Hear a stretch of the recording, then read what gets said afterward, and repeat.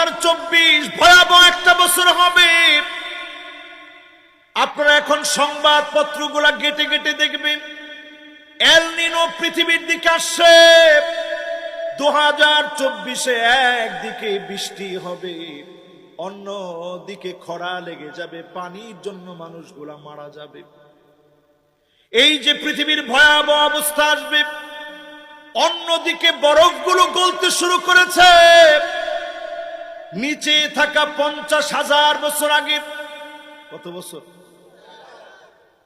50,000 বছর আগের একটা ভাইরাস, জম্বি ভাইরাস নাম। কি ভাইরাস? জঙ্গলি নামে।